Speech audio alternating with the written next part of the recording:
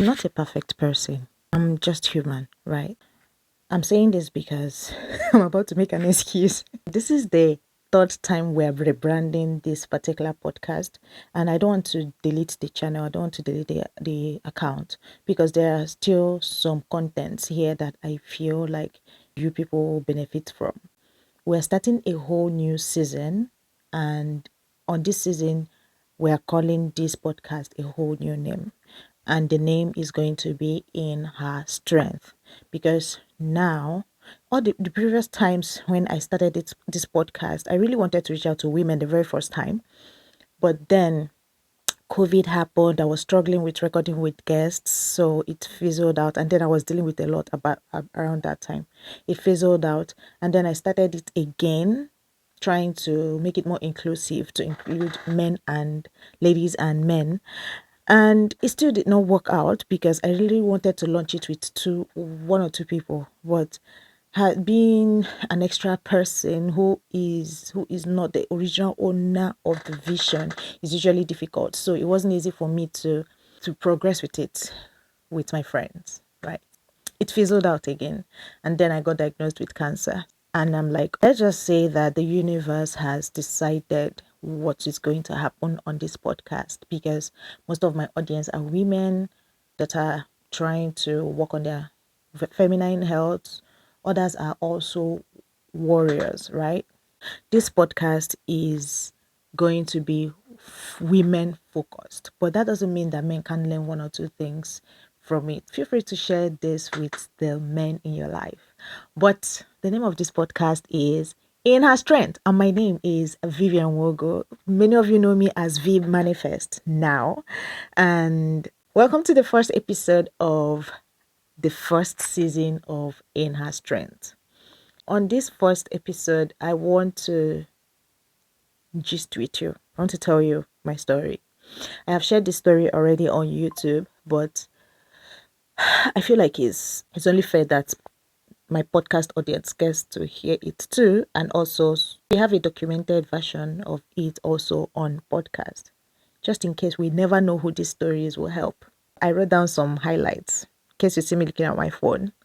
And my story is going to start with how I discovered something was wrong. So, I didn't discover that something was wrong. I didn't know there was something wrong. I was living my life like every other young girl, planning because I'm always planning. Gosh, I'm always thinking of what next to do, what next to do.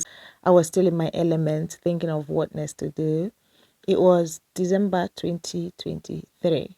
So I was more focused about on how I'm going to spend my Christmas, what is going to happen and all that. So on that fateful day, I was with a friend of mine. We were casually talking and he got a call. And after that phone call, he said his friend has been diagnosed with breast cancer, stage 4.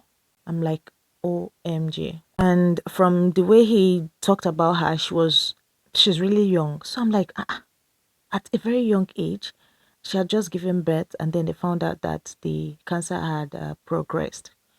So that freaked me out a little bit. So I checked myself, and I didn't see anything. I don't think I saw anything. Or maybe, I don't know. I just did not see anything.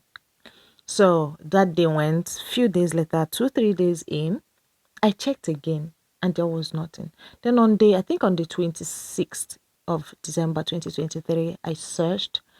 I think I casually just rubbed my hand against my breast and I felt something. I'm like, wait, what? I checked again and again and again, and there was actually a lump. Hey, so I called down my friend and said, "That do you know I just found a lump in my breast?" It's like, oh my god, better call your GP. Oh. So I called my GP. They booked me in for an appointment. So my Christmas was ruined, not completely because I wasn't sure of what to expect, but I mean, for the fact that I felt a lump in my breast was too much to take, was too much for me to just relax and feel like nothing was going on. So, towards in January, I went in to see my GP. My GP checked and said, I mean, you are 30. How old are you? I mean, he asked me, how old are you? I said, I'm 34. He said, you're 34. I don't think there's anything to worry about. You're young. But actually there is a lump. We're just going to refer you, but I don't think there's anything to worry about. That was what he told me. So at least he tried to calm my anxiety at that point. So he referred me to a hospital. When I met the breast surgeon, she checked me and said, yes, there's definitely a lump, but you have dense breast tissue, so I don't think it's anything to worry about. You're too young for that, but we'll just send you for biopsy just to check. I said, okay. So I got sent for biopsy, and the biopsy came back. 2 weeks later, I was called in, and my consultant was like, who do you stay here with? Who are you with in this country? How are you coping? Where do you work? I said, okay, this woman has no business asking me all these questions. So if she's asking me, then there's something wrong. Well, I answered her questions and then got ready for what she was going to tell me. She said, okay, we're sorry to tell you, but the sample we took from you came back cancerous. I said, does that mean I have cancer? She said, yes. And she said, that's not all. We found extra 2 lumps. So we'll need to send you back for biopsy to check if 2 of them are also cancerous. I said, no, no, no, no, just like that. She said, I'm sorry to break the news to you, but yeah, that's the situation of things. I started crying. To be sincere, I cried. I cried and cried and cried. So she gave me tissue, then sent me out with the nurse for further counseling. So when I went out with the nurse, she tried to console me and told me that I should be happy that the cancer was found early, blah blah blah. I said, I don't even want to have cancer, let alone being it found early. Well, anyways, she tried her best, but my head was in a different place because it wasn't about the cancer for me. Actually, it was more about how it was going to handicap me and how people that depend on me are going to cope without me. You know, first daughter syndrome. So after the conversation with the nurse that day, I went for my second biopsy and left. So that was how my journey with breast cancer started. So after I had confirmed that truly this is the situation and I have to move forward, I called my one of my best friends. Her name is Elena. So I called Elena to let her know, and Elena broke down and started crying. Firstly, I called my boyfriend first and told him that I can't even explain. I can't even explain what it was like for him because I don't think he had the strength to express any emotions. Instead, he was asking me, did you ask them this? Did you ask them that? I said, please, what is this? When they tell someone that the person has cancer, you think there is anything else they can ask at that time?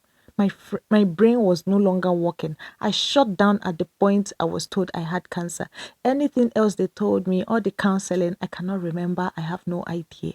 So I realized that that was also him freaking out because he wasn't expecting that. And then I told my friend Elena, and Elena started crying on the phone. So I turned out to be the one consoling her and telling her, it's okay, sorry, it's okay, sorry, stop crying. So when I got home that day, Elena came over, stayed for a while with me. While she was there, I was just thinking and being worried about my siblings. So I decided not to tell them immediately. At this point, my sister herself had also found a lump in her breast, and I didn't want her freaking out because I deal with anxiety, and I hardly am able to put my mind off things if they are bothering me. But my sister is the worst. My sister would live her whole life to crumble and stay hyper focused on one particular negative thing. So I didn't want that happening to her. So I didn't tell her by the time I got the result. I just told her, go and get yours checked. So she got to the hospital, did her biopsy, and her own came back negative. I said, okay, thank God. I mean, one of the things I'm grateful about in this journey is the fact that I have to be the one to carry the burden. I'm like, I don't know what it would have been if it wasn't me, if it was any of my siblings. I feel like I would have felt the pain more if it was my siblings, right? Because now I am the one in the situation. I know what I'm dealing with. I know how to handle it. in the medical field too, and I'm the eldest, right? So I feel like it's okay that I'm the one carrying this burden than any of my younger siblings having to deal with this, because then I'll be burdened with how they are managing, how they are going to manage without me. And I know it would have been extremely difficult. So yeah, I'm grateful. I'm grateful that I'm the one with the burden. Anyways, so I decided not to tell my family. I didn't tell my family about my diagnosis until 2 weeks to my scheduled surgery, mastectomy. It's not easy to get this kind of news and just tell people that care about you, because sometimes they might get more burdened about the issue than you yourself. So yeah, I didn't tell anyone. Well, when I decided to, when I left for me, actually, I would have started talking about this, my whole journey from the very first time. From the very first time I decided to tell my family, right?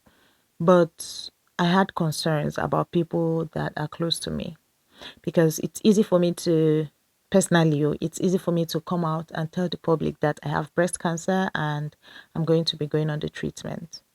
But there are people also connected to me who are actually very, very private and might not be able to handle the fact that the public knows about their struggle. So it took me a while to actually decide that I'm going to go public with it. It took me going through all the surgeries, getting done with it, and then starting chemo for me to actually say, all right, I'm on this journey.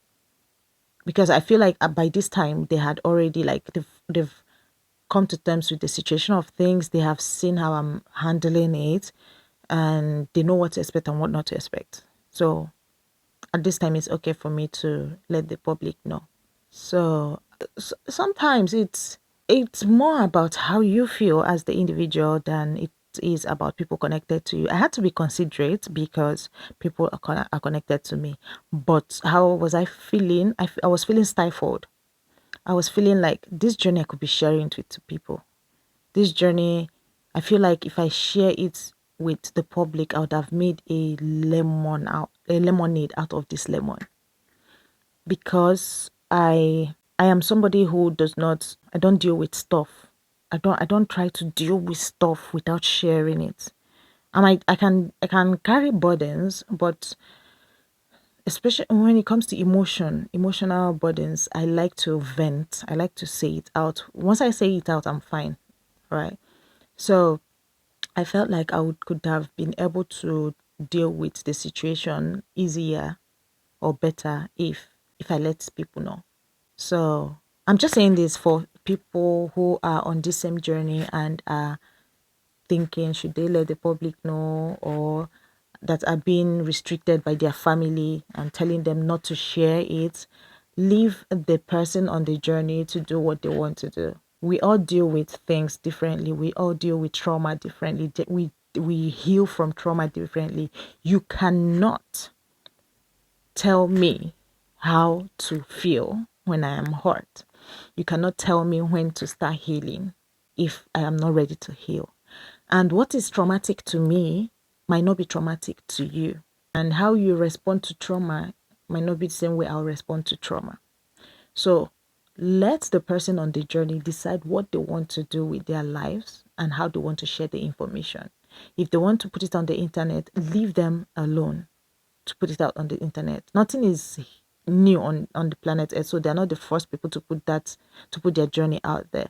But you never know what can come from the story. You never know who they will inspire. You never know who they will bring support to. You never know who will look at them and be brave enough to go on that journey, to know that they are not the first and they are not the only people on this journey, and to know that there are people with different degrees of this particular ailment. So if you are stopping somebody from sharing their story, leave them alone. It's not your story. It's not your decision to make. It's between them and their God. And remember, being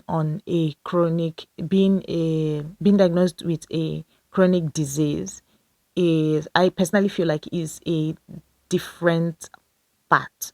Is a different destiny. Because we wake up and we have a certain expectation as adults, as human beings. You get born into a family, you grow, you go to school, you start working, you make money, take care of your family, build your own family, and the cycle continues. And that is what everybody expects. But along that way, along that road, so many people drop off. People died when we were in secondary school, primary school. People got into trouble and got imprisoned. People are terminally ill. People are not even able to feed. Things happen along the way. So being diagnosed with a chronic disease also is one of those things, and you cannot let somebody succumb to their challenges just because you don't feel like they're supposed to do things a certain way. Let people deal with their problems the best way they can, because you never know what God has in store for them. Okay? So yeah, that was how I dealt with my own situation, and I decided that I'm going to share my journey on social media and probably impact other people. Little did I know that there are hundreds of people on this same path. You need to see my DM. So this moving on, this journey has changed my focus, because I used to be more focused on, I want to travel, where am I going to travel to, I need to save, I need to do this, I need to do that. But ever since I got diagnosed, I realized that life is very, very, very frail and can be snatched away from us at any time. Anything you miss out on, you're doing yourself, you're on your own, because you have your time now to live your life. It has also taught me that there is no need relying on a single human being. I tell you the honest truth.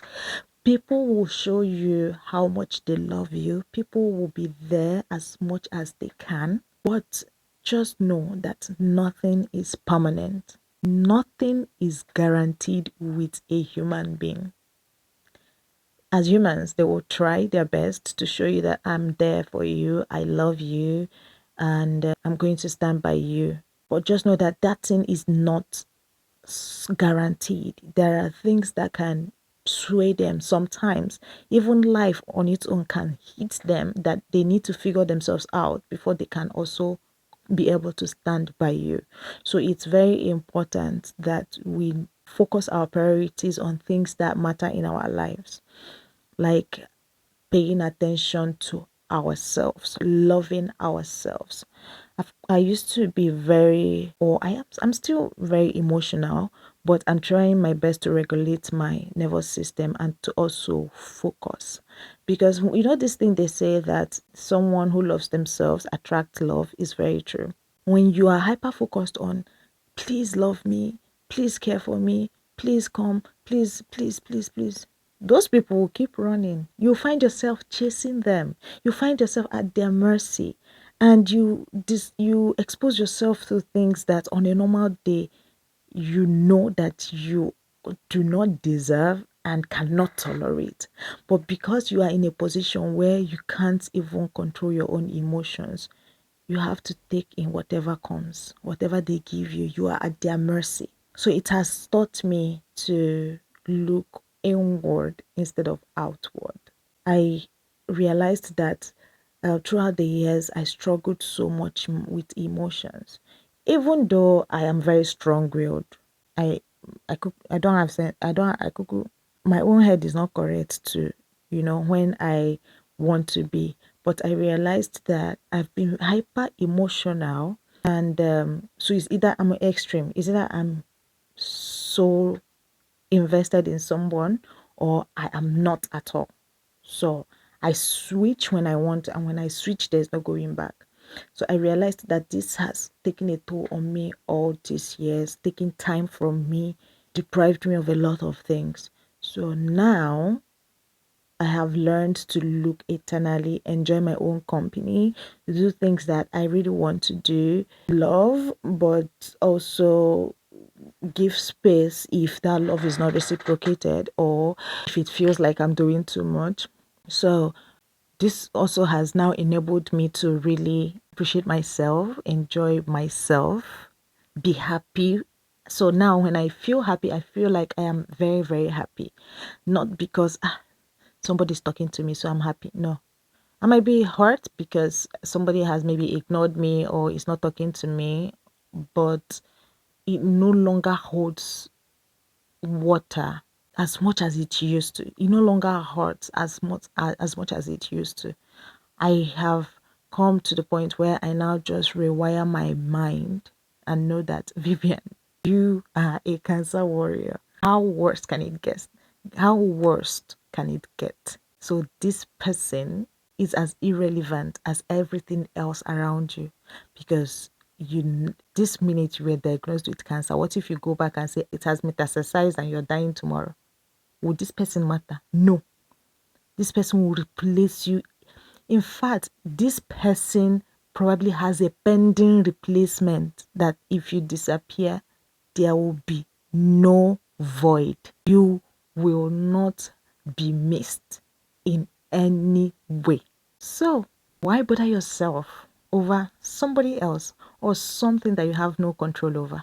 So this has really shown me, and I don't think you have to wait until you are diagnosed with cancer for you to also pay attention to these kinds of things. Even as you are strong and healthy, just know that you are the only one that matters in your life. So do what you really want and what will really make you happy, so that when there is an addition, it is more, and when there is a subtraction, don't feel it much, because you still got you're still happy. You look at your bank account, you're happy that you have that money in your bank account. You look at your life, you're happy that you are happy where you are, and you can afford to make yourself as happy as you want, right? If you decide that you want to go on a trip, you know that you do not have to please somebody before they accept to take you on the trip. You have your strength now that you're healthy to work and get money and do what you want to do for yourself. It's very important that we pay attention to the quality of our lives, because I have learned that most times when you are healthy, you forget yourself and stay focused on things that have nothing to do with your progress. My message to people who have been newly diagnosed is to know that this is not the end of the road. It is not over until it is actually over. Even if you've been told that you're going to be placed on palliative, even if you've been told that there is no more hope, keep fighting. When they stop giving you medications and give you only pain relief medications, try your best to eat healthy. Go back in and find ways to help yourself. Cut out things that you need to cut out. Things like processed sugar, cut it out. Cut out processed sugar, cut out alcohol. But live your life despite your situation. Even if they say you have 1 week to live, you have 2 minutes to live. That 2 minutes, use it to first reconnect with your creator and then do exactly what you want to do. I I was hoping that I'll be done with my treatment by December. I booked a trip that I want to use and reward myself by that December. But I don't know if it's still going to happen. I've been thinking if it's not going to happen, I'll still be on that trip. I'll still go on that trip, because nothing is stopping me from leaving my house apart from the fact that my immunity is very low. Because come to think of it, what if I died from the side effects of this chemotherapy? What will happen? I'll end up moving to UK and never traveling to anywhere. I'm someone that loves to travel, and at this point it looks like I've wasted 2 years and not traveling to anywhere apart from the time I traveled for my exam. And this is what happens when you're hyper focused on outside instead of yourself.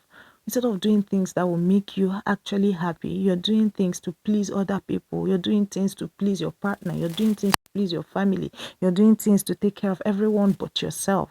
I've been in this country for 2 years. I've always found reasons not to make myself happy, which is traveling. Before coming to UK, I loved to travel. People that know me know that I love to be on the road. Maybe it has something to do with my childhood, because I left home when I was 5 years old. And ever since then, I've been on the road from one family to the other, from school to I've just been on the road. Traveling is something that actually excites me, and that is something that makes my soul live and feel alive. But I've not done this. I've not done it for the past 2 years because I've been hyper focused outside instead of inside. This is a time for you to pay attention to yourself and know that whatever you miss out on, you have missed out on it. That person or that thing that is making you not to take care of yourself would do exactly what they need to do to take care of themselves. Have you ever been in a situation where you refuse to, for example, you refuse to eat a particular food because you feel like if you eat it, it will cause problem between you and a friend or your partner, and then they turn around and it's that same thing you refuse to eat? Come to me, I'll tell you about it. It has happened to me several times. And when you ask them, they will say, well, you made the decision yourself. You didn't want to eat it. I didn't ask you not to eat it. And you find that you can't even blame it on anybody because you made the decision because you want to please everybody but yourself. So this has really taught me a lesson, and I've been thinking recently that maybe I should even take a trip earlier before December. I don't know. My health is the way I am now. I'm not that strong to travel, but I really wish I can. And when I get the strength, I'll pack my bags and travel and go somewhere and come back, because that is what makes my soul alive, and I'm not here for any other human being but myself. So you do what makes you happy, and don't let your diagnosis keep you down. As much as you can, do what you want. Secondly, do not let people break your heart. This is a very critical time in your life, and I know that your emotions will be heightened. You will need more people to be around you. You will need support.